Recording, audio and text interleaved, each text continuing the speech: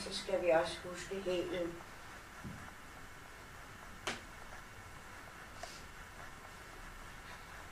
Ja, så prøv at gøre det lidt langsomt og tryk ned, sådan så vi får en påvirkning i hele fodsålen.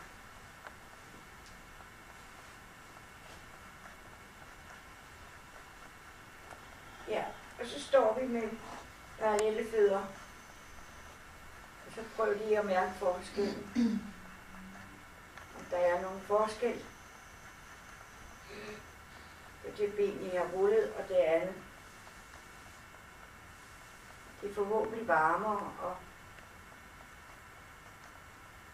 jeg har jo også fornemmelsen af, at det er lidt længere, det ben. Så tager vi det andet ben.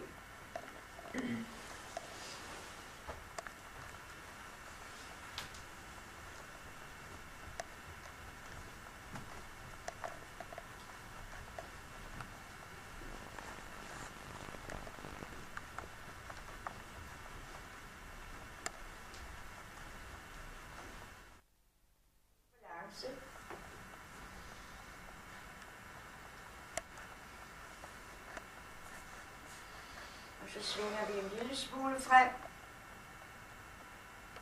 og tænker tyngde ved fodsålen og går tilbage og prøver at finde en god balance, hvor I er afspændt i knæene. Læg mærke til, at I ikke spænder jeres knæ. Så prøver I at gå tilbage, og når man går tilbage, så spænder man jo på lårene og på knæene. Så prøver I på at få gradvist ind.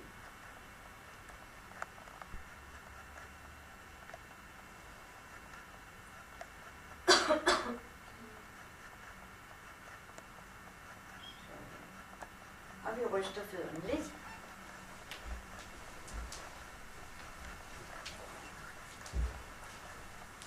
Og så står jeg igen med parallelle fødder. Og så der i hovedet og slap forover.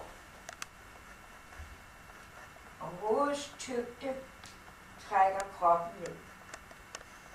Helt ned. Og I ånder godt igennem, dybt. Slap godt af i hovedet.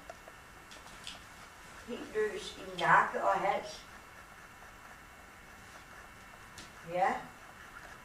Og pust godt ud.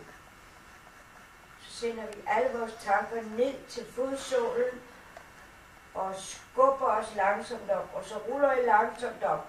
Armene er løse. Armene må gå ikke ind til kroppen, så når I fører dem, men de hænger. Passer sig selv. Sådan. Så kommer vi op en god balance. Så folder vi hænderne her og strækker dem op. Og vi strækker hele den ene side og hele den anden side. Op. Godt. Og så svinger vi armene ned. Jeg kan lige se, hvor løse jeres arme er.